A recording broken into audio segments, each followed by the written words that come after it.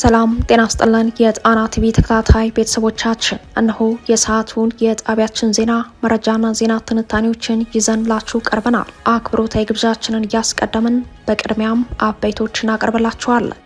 የፋኖ ኃይሎች በጎንደር ቀጠናዎች ከአገዛዙ ጦር ጋር ሌሊቱን የጀመሩት ውጊያ ቀኑን ሙሉ ቀጥሎ ውሏል። ትልቁ ምሽግ ተሰብሮ ውጊያው አድማሱን አስፍቶ ወደ ሌሎች ከተሞች መግባቱም ተሰምቷል። ይህ ከ18 ሰዓታት በላይ የዘለቀ አውደ ውጊያና ዝርዝር የግንባር መረጃ ቀዳሚው መረጃችን ነው። ከአዲስ አበባ በቅርብ ርቀት በኦሮሚያ ክልል በሚገኙ ወረዳዎች የስልክ አገልግሎት ተቋርጧል። ኔትወርክ ያጠፋው አገዛዙ ወታደራዊ ዘመቻ ላይ መሆኑ ተሰምተዋል። የኦነግ ታጣቂዎች በበኩላቸው በተለይም ለአዲስ አበባ ቅርብ በሆኑ ቀጠናዎች እያደረሱት ያለው ተከታታይ ጥቃት ወታደራዊና ፖለቲካዊ ትርጉም የሚሰጣቸው ሆነዋል። ዝርዝር መረጃው ተሰናድተዋል። የህወሓት ኃይሎች ተጨማሪ ሜካናይዝድ ብርጌድ ወደ ራያ ቀጠናዎች ማስገባታቸው ተሰምተዋል። በሐሸንጌ አካባቢ ኮንክሪት ምሽግ መገንባቱም ታውቋል። በአፋር አዋሳኝ በኩል የስልክ ግንኙነት ተቋርጧል። በሌላ በኩል ከራያ ቀጠናዎች የተፈናቀሉ የአማራ ተወላጆች የወገን ያለ ሲሉ መጣራታቸውን ቀጥለዋል። አብራችሁን ስትዘልቁ ትሰሙታላችሁ። አውስትራሊያ ዜጎቿ በኢትዮጵያ 4 ክልሎችና 5 ተዋሳኝ ድንበሮች እንዳይጓዙ የጉዞ ማስጠንቀቂያ አስተላልፋለች። በትግራይ፣ አማራ፣ አፋር፣ ኦሮሚያ፣ ቤንሻንጉል፣ ጋምቤላ፣ ሶማሌ ብቻ ሳይሆን በመሀል ሀገር ከተሞች ስጋት እንዳለ የሚጠቁሙ መረጃዎች መውጣታቸው እንደቀጠለ ነው። እነዚህንና ሌሎች የግንባር ሀገራዊና ቀጠናዊ መረጃዎችን ዜና ትንታኔዎችን ይዘናል። በድጋሚ አብራችሁን ቆዩ እያለን ወደ ዝርዝር መረጃዎቹ እናመራለን። የፋኖ ኃይሎች በጎንደር ቀጠናዎች ከአገዛዙ ጦር ጋር ሌሊቱን የጀመሩት ውጊያ ቀኑን ሙሉ ቀጥሎ ውሏል። ትልቁ ምሽግ ተሰብሮ ውጊያው አድማሱን አስፍቶ ወደ ሌሎች ከተሞች መግባቱም ተሰምተዋል። የፋኖ ኃይሎች በማዕከላዊ ጎንደር ዞን ጣቁሳ ወረዳ ጨውድባ ከተማ ላይ ከሌሊቱ 5 ሰዓት ተኩል የተጀመረው ኦፕሬሽን አድማሱን አስፍቶ ወደ ጭልጋ ወረዳ ጫንድባ ከተማ መግባቱን የአፋብን ጎንደር ጠቅላይ ግዛት እዝ የህዝብ ግንኙነት ክፍል ኃላፊ አርበኛ ኪሩቤል ጎቤ መልኬ ገልጸዋል። እኩለ ሌሊት ላይ የጀመረው ውጊያ ዛሬ ጥር 27 ሙሉን ውጊያው እንደቀጠለ መሆኑን የገለጸው አርበኛው የአገዛዙ ጦር ይዟቸው የነበሩ ቦታዎችን እየለቀቀ ወደ ኋላ መሸሸቱን ተከትሎ ውጊያው አድማሱን ማስፋቱን ይህ ዜና በሚጠናቀርበት አመሻሹን ጭልጋ ወረዳ ጫንድባ ከተማ መግባቱን በግንባር መረጃው ላይ ተመላክቷል። ትንቅንቁ ቀጥሏል ያለው አርበኛ ኪሩቤል እስካሁን ባለው ውጊያ በአገዛዙ በኩል የሻለቃ መሪውን ጨምሮ 15 ሙት፣ 10 ሰብአዊ ምርኮ፣ 20 የነፍስ ወከፍ መሳሪያ፣ 350 የብሬን ተተኳሽና 500 የክላሽኮቭ በድምሩ ከ850 በላይ ተተኳሽ በምርኮ ገቢ መደረጉን ለጣና የግንባር ዘጋቢ አስረድቷል። አርበኛ ኪሩቤል ያውደ ውጊያውን ውሎ እንዳስረዳው የአገዛዙ ጦር ከደልጊ ከጨዋይትና ከጭልጋ ተጨማሪ ኃይል ቢያስገባም ከሽንፈት አላዳ ነው። የበጌ ምድር አናብስቶች እስከዚህ ሰዓት ድረስ የጠላትን ምሽግ በመስበር ቀጠና እያስለቀቁ ይገኛሉ ብለዋል። በዚህ አውደ ውጊያ ዞብል ጃኖ ክፍለ ጦር የፋኖ ኃይሎች ከፍተኛ ወታደራዊ ጀብድ መፈጸማቸውን ያስረዳው ቃል አቀባዩ በአርበኛ ሸርባቸነፍ የሚመራው ዞብል ጃኖ ክፍለ ጦር በጭልጋ ወረዳ ከጫንድባ ከተማ ዙሪያ ልዩ ቦታው ኳክ ተብሎ የሚጠራ ቦታ የአፋብን ጎንደር ጠቅላይ ግዛት እዝ ኮር 202ኛ አካል የሆነው ዞብል ጃኖ ክፍለ ጦር ከጠላት ጋር ትንቅንቅ እያደረገ ለነበረው በጌ ምድር ክፍለ ጦር ተወርውሮ በመድረስ በአገዛዙ ጦር ላይ ከፍተኛ ኪሳራ ደርሷል። በዚህ አውደ ውጊያ የግንባሩ የሻለቃ አመራር እንደተመታም አክሎ ገልጸዋል። የቀጠናውን መልክዓ ምድር የእጁ መድፍ ያክል የሚያውቀው ዞብል ጃኖ ክፍለ ጦር በአገዛዙ ላይ መብረቃዊ ጥቃት በመፈጸም ወታደራዊ ጀብድ መፈጸሙን ያስረዳው አርበኛ ኪሩቤል በዚህኛው አውደ ውጊያ ለጊዜው ቁጥሩን በውል ያልታወቀ ተጨማሪ የጠላት ጦር ሲደመሰስ ከፍተኛ ቁጥር ያለው ቁስለኛ ወደ ጭልጋ ሆስፒታል እንደተጫነ ገልጸዋል። ይህ ዜና በተጠናቀረበት አመሻሽ ላይ በጌ ምድርና ዞብል ጃኖ ክፍለ ጦር የብልጽግናው አገዛዝ ሰፍሮበት የነበረውን ቀጠና ሙሉ በሙሉ እንደተቆጣጠሩ በአርበኛ ኪሩቤል ጎቤ ለጣና ዘጋቢ አረጋግጧል። ከአዲስ አበባ በቅርብ ርቀት በኦሮሚያ ክልል በሚገኙ ወረዳዎች የስልክ አገልግሎት ተቋርጧል። ኔትወርክ ያጠፋው አገዛዙ ወታደራዊ ዘመቻ ላይ መሆኑ ተሰምተዋል።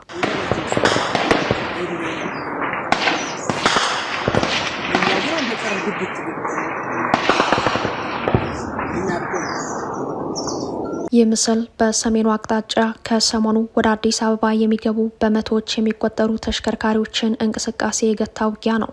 ውጊያው በብልጽግና ሰራዊትና በኦነግ ታጣቂ ኃይሎች መካከል የተካሄደ ሲሆን ቦታው ደግሞ ጎሃ ጽዮን አሊ ዶሮ መሆኑን የጣና ወኪሎች አረጋግጠዋል።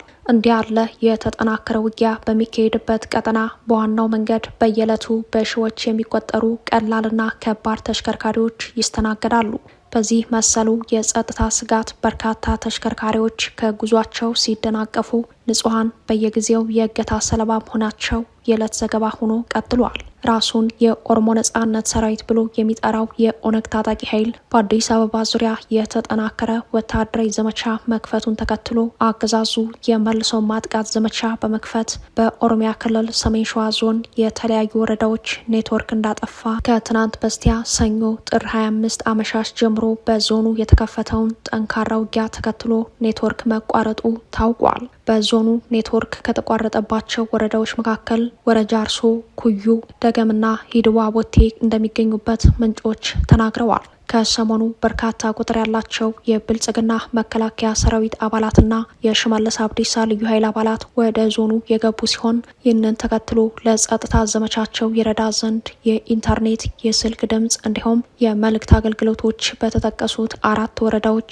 ሙሉ ለሙሉ እንዲቋረጥ መደረጉ ነው የታወቀው። ከዚህ ቀደምም በዞኑ በሚገኙ 2 ወረዳዎች ለተመሳሳይ የጸጥታ ዘመቻ ሲባል ለወራት ኔትወርክ ሙሉ ለሙሉ ተቋርጦ እንደነበር ይታወሳል። በኦሮሚያ ክልል ስር ከሚገኘው ሰሜን ሸዋ ዞን በተጨማሪ ኦህዴድ ብልጽግና ለፖለቲካ ዓላማ አዲስ አበባን በመክበብ በመሰረተው የሸገር ከተማ ውስጥ ጭምር የኦነግ ኃይሎች ተከታታይ ማጥቃት መሰንዘራቸው አይዘነጋም። የኦነግ ታጣቂ ኃይሎች በሸገር ከተማ ሱሉልታ ወረዳ ሰርገው በመግባት በኦህዴድ ብልጽግና ልዩ ኃይልና የአካባቢው ሚሊሻዎች ላይ ጥቃት በመክፈት ተከታታይ ወታደራዊ ኪሳራ ማድረሳቸውን ተከትሎ የሪፐብሊኩ የጥበቃ ክፍል ጭምር በወታደራዊ ዘመቻዎች ተሳትፈዋል። በሰሜን ሸዋ ዞንና በሸገር ከተማ ተከታታይ የደፈጣ ጥቃቶችን በማካሄድ ላይ የሚገኘው የኦነግ ታጣቂ ኃይል ማዕከላዊ እዙን በአዲስ አበባ ዙሪያ እንዳሰፈረ መረጃዎች ያሳያሉ።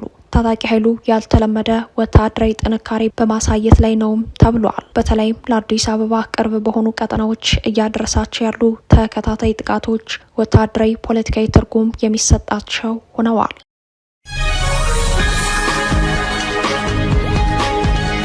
የህወሓት ኃይሎች ተጨማሪ ሜካናይዝድ ብርጌድ ወደ ራያ ቀጠናዎች ማስገባታቸው ተሰምተዋል። በሀሸንጌ አካባቢ ኮንክሪት ምሽግ መገንባቱም ታውቋል። በአፋር አዋሳኝ በኩል የስልክ ግንኙነት ተቋርጧል። በሌላ በኩል ከራያ ቀጠናዎች የተፈናቀሉ የአማራ ተወላጆች የወገን ያለ ሲሉ መጠራታቸውን ቀጥለዋል። የህወሓት ኃይሎች በራያ ኮረም፣ ዋግምራና አፋር አዋሳኝ አፍላ ውጊያዎችም እንደቀጠሉ መሆኑ ተሰምተዋል። ውጊያው በአመዛኙ ከትግራይ ሰላም ኃይሎች ጋር እንደሆነ ካለፉት 2 ቀናት ወዲህ የብልጽግናው አገዛዝ ጦር የከባድ መሳሪያና የአየር ኃይል ሽፋን በመስጠት እንደተቆጠበ ተጠቁመዋል። ሆኖም ዛሬ ጥር 27 ቀን በአፋር በኩል 5 ሄሊኮፕተር ወታደር መግባቱን የጠቆሙት ምንጮች አፋርና ራያን፣ አፋርና ደቡብ ምስራቅ የትግራይ አዋሳኝ አካባቢዎች የስልክ ግንኙነት መቋረጡን ለጣቢያችን ዘጋቢ አረጋግጠዋል። ይህም ላለፉት 2 ቀናት ተቋርጦ የነበረው የእግረኛ እገዛ በብልጽግና ሰራዊት በኩል ሊቀጥል እንደሚችል ያሳየ ነው ተብሏል።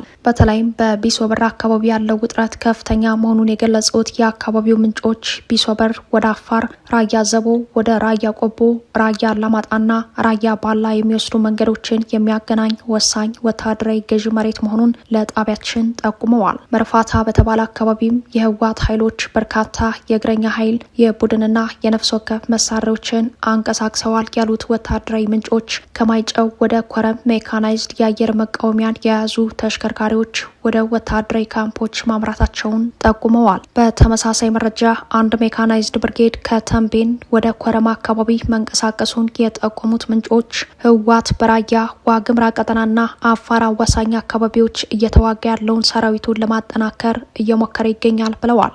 በርከት ያሉ ከባድ መሳሪያዎች የጫኑ ካሚዮኖች ዛሬ ሐሙስ በማይጨው አልፈው ሀሸንጌ ሐይቅ አካባቢ መድረሳቸው ነው የተጠቆመው። እንዲህ አይነቱ የጦር መሳሪያን ከአንዱ ቦታ ወደ ሌላኛው ቦታ ማጓጓዝና ወታደራዊ ስምሪት መስጠት አሁን ከሚታዩ ያዝ ለቀቅ ያሉ ውጊያዎች ይልቅ ወደ ሙሉ ጦርነት ለመግባት የሚደረግ ዝግጅት አካል እንደሆነ ነው የመረጃ ምንጮች የገለጹት። እንዲያም ሆኖ ይህ ስምሪት አሁንም በወታደራዊ ግጭቶች የታጀበ መሆኑ አልቀረም። ባለፉት 2 ቀናት ወታደራዊ ኪሳራዎችን ያስተናገዱት የትግራይ ሰላም ኃይሎች የሚባለው የህወሓት ተፋላሚ ኃይል በራያና ኮረም፣ ዛታና ኦፍላ እንዲሁም በአፋር ተዋሳኝ በከፊል በደቡብ ምስራቅ ትግራይ አካባቢዎች ውጊያ ማካሄዱን እንደቀጠለ መሆኑን ሰምተናል። የህወሓትና የትግራይ ሰላም ኃይሎች ወታደራዊ ብልጫ ለመያዝ ከባድ ትንቅንቅ ላይ በሚገኙበት በዚህ ወቅት አንደኛ ሳምንቱን በተሻገረ ውጊያ ከ60 ሺህ እስከ 70 ሺህ የሚሆን የራያ ኮረምና ኦፍላ አማራ ህዝብ ወደ ቆቦና ዋግምራ ሸሽቶ በሰቆቃ ይገኛል። ከውጊያው መቀስቀስ ጋር በተያያዘ ተፈናቅለው ከሚገኙት ነዋሪዎች ውስጥ ለጀርመን ራዲዮ ጣቢያ የወገን ያለ ሲሉ ድምጻቸውን ያሰሙ ተፈናቃዮች እንዲህ ሲሉ ሁኔታውን አስረድተዋል። አሁን 4ኛ ወረራ ነው የተካሄደብን ነው። ባለፉት ዓመታት በ2013 ሐምሌ 5 ቀን ጀምሮ በተደጋጋሚ ወረራ እያካሄድን ያለው አሁንም ያው ተጨማሪ 4ኛ ወረራ ደግሞ አሁን ያው ቆቦ ሊደርስ ብቻ ነው የቀረው። እዚያ ያለው ህዝብ በጣም እየተሰቃየ ነው ያለው። ሰው የዘራውን ወደ ቤት ማስገባት አልቻለም። ብዙ ሴት ተደፍረዋል። ብዙ ወጣት ታፍኖ ሞቷል። በቃ ያለው ሞባይል ይዘህ እርክ ሞባይልህን ትነጠቃለህ፣ ንብረትህን ትነጠቃለህ። ጥሬ ካለህም ጥሬዋ ተወራ ትሄዳለች። በቃ ምስቶቻችን መኖር አልቻሉም። አሁን ከነምስቶቻችን ነው ስደት መጥተን ያለ ነው። ጦርነት ያው ወንድሞቻችን አጥተናል፣ እህቶቻችን ንብረታችን አጥተናል። ብዙ ማለት ይህ ነው ብዬ የጦርነቱ ምክንያት በጣም ከባድ ነው። ብዙ ወንድሞቻችን እህቶቻችን ቤታችን አጥተናል። ጦርነትን አንፈልገውም። ጦርነትን በመሸሽ ከአላማጣ ከተማ ራያ ባላ፣ ራያ አላማጣ፣ ኮረምና ዛታና ኦፍላ ወረዳዎች የተፈናቀሉ አማራዎች ቁጥር ከ60 ሺህ በላይ ሆኗል የሚሉት የአካባቢው ምንጮች ተፈናቃዮቹ በአብዛኛው በቆቦ ከተማ ከማህበረሰቡ ጋር ተጠልለው እንደሚገኙ በተጨማሪም ወደ ዋግምራ አካባቢዎች የሸሹ እንዳሉም ገልጸዋል። ለተፈናቃዮቹ እስካሁን ምንም አይነት ሰብአዊ ድጋፍ ባለመኖሩ ችግር ላይ መውደቃቸውን ቀደም ሲል መዘገባችን ይታወሳል። የራያ አላማጣና አካባቢው ህዝብ ለረጅም ጊዜ በቆየው የማንነት ጥያቄ ምክንያት በተደጋጋሚ ለግጭትና መፈናቀል ሲጋለጥ ቆይተዋል። አሁን ላይ ደግሞ የአገዛዙ ኮማንድ ፖስት ጠቅልሎ መውጣቱን ተከትሎ ወትሮም በመከራ ውስጥ ያለው የራያ አማራ ህዝብ ጦርነትን ሸሽቶ ከተፈናቀለ 2ኛ ሳምንቱን በማስቆጠር ላይ ይገኛል። በዋነኝነት በቆቦ ወልዲያና ሌሎች አካባቢዎች መዳረሻቸውን ያደረጉ ተፈናቃዮች ባለፉት 8 ቀናት ምንም አይነት ሰብአዊ ድጋፍ እንዳልተደረገላቸው ይናገራሉ። በየዕለቱ ከአላማጣ ከተማ፣ ራያ አላማጣ፣ ኮረምዛታ ወረዳዎች የተፈናቀሉ ሰዎች ወደ ቆቦ ከተማ እየገቡ መሆናቸውም ታውቋል። በቆቦ ከተማ ብቻ 32 ሺህ የሚደርሱ ተፈናቃዮች ይገኛሉ። ከማህበረሰቡ ጋር ተቀላቅለው ከባዱን ጊዜ እያሳለፉ የሚገኙ ተፈናቃዮች ከ60 ሺህ እስከ 70 ሺህ ይደርሳሉ። አብዛኛው ተፈናቃይ በግብርና ስራ የሚተዳደር በመሆኑ የዕለት ገቢ ስለሌለው በተፈናቀሉበት ቆቦ በሰቆቃ ላይ እንደሚገኙ ከተፈናቃዮች አንደበት ሰምተናል።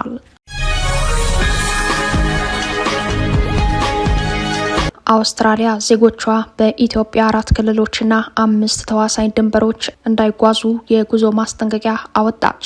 የአውስትራሊያ መንግስት ዜጎች ወደ 4 የኢትዮጵያ ክልሎችና 5 ተዋሳኝ ድንበሮች እንዳይጓዙ ከፍተኛ የጉዞ ማስጠንቀቂያ ማውጣቱን የስማርት ትራቨለር የጉዞ መረጃ ጠቁመዋል። በተለይም በትግራይ ክልል ያለው የጸጥታ ሁኔታ ያለምንም ቅድመ ማስጠንቀቂያ በድንገት ሊባባስ ስለሚችል ዜጎች ወደ ክልሉ ከማንኛውም አይነት ጉዞ እንዲታቀቡ ማሳሰቢያ ተላልፈዋል። የአውስትራሊያ ባለስልጣናት በአሁኑ ወቅት በትግራይ ክልል የሚገኙ ዜጎቻቸው አመቺ ሁኔታዎችን በመጠቀም በንግድ በረራዎች ወይም መንገዶች ክልሉን ለቀው እንዲወጡ አሳስበዋል። የአውስትራሊያ መንግስት በክልሉ ውስጥ ለሚገኙ ዜጎች የሚሰጠው የቆንስላ ድጋፍ በጣም የተገደበ መሆኑን በመጥቀስ መንገደኞች የአካባቢውን ባለስልጣናት መመሪያዎች እንዲከተሉና ግጭቶች ወይም ህዝባዊ ተቃውሞዎች በሚከሰቱበት ወቅትም በቤት ውስጥ እንዲቆዩ መክሯል። ከትግራይ ክልል በተጨማሪ የአውስትራሊያ መንግስት ዜጎቹ ወደ አማራ፣ ቤንሻንጉል ጉሙዝና ጋምቤላ ክልሎች እንዲሁም ከኤርትራ፣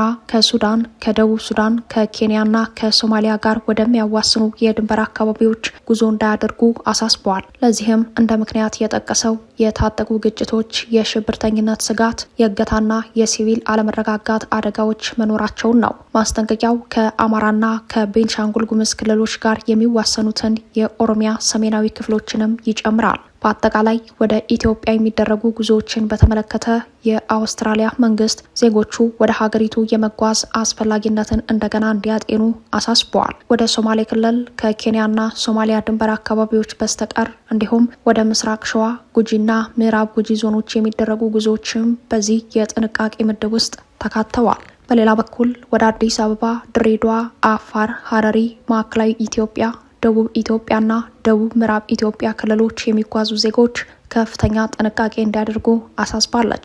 የአውስትራሊያ መንግስት ይህንን ውሳኔ ያሳለፈው ከጥቂት ቀናት በፊት የእንግሊዝ መንግስት በተመሳሳይ ሁኔታ የጸጥታ ሁኔታው ማሽቆልቆሉን በመጥቀስ ዜጎቹ ወደ ትግራይ፣ አማራ፣ ጋምቤላና ሌሎች የድንበር አካባቢዎች እንዳይጓዙ ማስጠንቀቂያ ማውጣቱን ተከትሎ ነው። በኢትዮጵያ የተለያዩ ሀገራት ዲፕሎማቶች፣ የኤምባሲ ሰራተኞች፣ የተራድኦ ድርጅቶች ኃላፊና ባለሙያዎች የጉዞ እንቅስቃሴ ማስጠንቀቂያ ቀይ ምልክት የበራባቸው አካባቢዎች ቁጥር የጨመረ ሲሆን አስገዳጅ ሁኔታ ከሌለ በስተቀር ወደ አብዛኛው የኢትዮጵያ አካባቢዎች የሚደረጉ ጉዞዎች በአደጋ የተሞሉ መሆናቸው ታምኖበታል። በትግራይ፣ አማራ፣ አፋር፣ ኦሮሚያ፣ ቤንሻንጉል፣ ጋምቤላ፣ ሶማሌ ብቻ ሳይሆን በመሀል ሀገር በከተሞች ስጋት እንዳለ የሚጠቁሙ መረጃዎች መውጣታቸው እንደቀጠለ ነው። ከዚህ ጋር ተያይዞ በአዲስ አበባ የኑሮ ውድነቱና የፍትህ እጦት የሚያንገላታው በሚሊዮን የሚቆጠር ሕዝብ መኖሩ ለብልጽግናው አገዛዝ እረፍት የሚነሳ ፍርሃት ሳያድርበት እንዳልቀረ ተጠቁመዋል።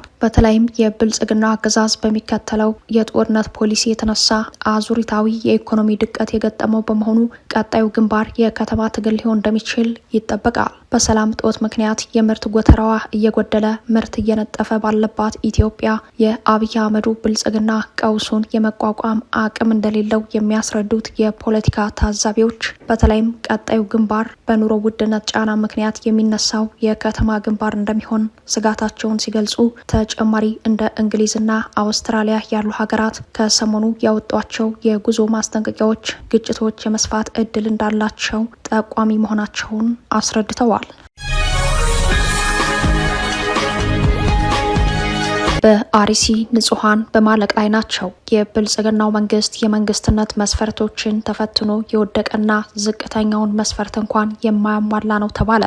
እናት ፓርቲ ዛሬ ጥር 27 ቀን ባወጣው መግለጫ ላይ እንደገለጸው በምስራቅ አርሲ ውስጥ አሁንም በዝምታ ንጹሃን በማለቅ ላይ ናቸው ብለዋል። ቅዳሜ ጥር 24 ቀን በምስራቅ አርሲ ዞን ሆንቆሎ ወረዳ ሌሙ ለማን ቀበሌ 13 የጉራዩ እግዚአብሔር አብ ቤተክርስቲያን አጥቢያ ምዕመናን ታግተው መወሰዳቸውን የገለጸው የፓርቲው መግለጫ እስካሁን አንድ ሰው የተለቀቀ ሲሆን አንዱ ታጋች ህፃን ልጅ ነው። አባቱን ፈልገው ሲያጡ ነው ህፃኑን ማገታቸውን ከአካባቢ ምንጮች ማረጋገጡን ገልጿል። በተመሳሳይ እዚያው ምስራቅ አርሲ ጉና ወረዳ አሰኮ ላይ ጥር 25 ቀን የተገደሉ ሰዎች እንዳሉ ማረጋገጡን የገለጸው እናት ፓርቲ የአካባቢው ምንጮች ግድያ የተፈጸመበት ቦታ በአካል መቅረብ ባይችሉም የሟቾች ቁጥር ከፍተኛ ሊሆን እንደሚችል እንደጠቆሙት በመግለጫው ላይ አስረድተዋል። እዚያው ምስራቅ አርሲ መርቲ ወረዳ ፈርቀሳ ጃዊ ቀበሌ ህዳር 23 ቀን ምሽት 2 ሰዓት ገደማ አቶ ጌታሁን ገብረመድን የተባሉ የአካባቢው ነዋሪ ደጃቸው ድረስ በመምጣት ለማየትም ለመስማትም በሚዘገነን ሁኔታ ገድለዋቸዋል። ንብረታቸውን ዘርፈው ከብቶቻቸውን ነርተው ወስደዋል ሲልም በመግለጫው ላይ በአርሲ የቀጠለውን የንጹሃን ግድያና ሰቆቃ አመላክተዋል። ህጻናትን ጨምሮ ያስተዳድሯቸው የነበሩ ከ10 በላይ ቤተሰብም ተበትኗል ሲል የገለጸው ፓርቲው ፍትህ ቢቀር ለህጻናቱ ማሳደጊያ ንብረቱ እንዲመለስ ጥረት እንዲደረግ ለአካባቢው ጸጥታ አካላት ውትወታ ቢያደርግም እንዳልሰሙ አልፈውታል። ቤተሰቡም ከፍተኛ ችግር ላይ መሆኑን ተረድተናል ብሏል። ፓርቲያችን ለክልሉ ባለስልጣናትም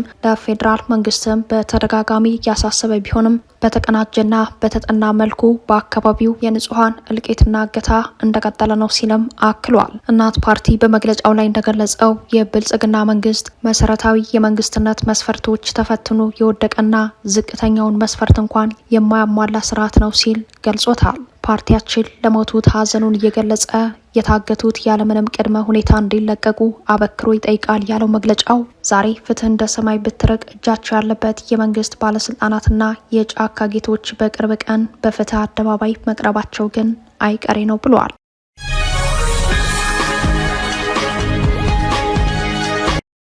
ክብራትና ክብራን ቤተሰቦቻችን ለሰዓቱ የተሰናዱት መረጃዎቻችን የተከታተሏችኋቸውን ይመስሉ ነበር። አብራችሁን ስለቆያችሁ ልባዊ ምስጋናችን ድረሳችሁ እያለን የጣና ቲቪ ወቅታዊ ዜናዎች፣ ትንታኔዎችና ልዩ ልዩ ፕሮግራሞች እንዲደርሷችሁ ቻናላችን ሰብስክራይብ በማድረግ ቤተሰብ ሆኖ በተሳትፎ የትግል ሚዲያው እንዲያጠናክሩ ጥሪያችን እናቀርባለን። ጣና ቲቪ ከሀቅ ጋር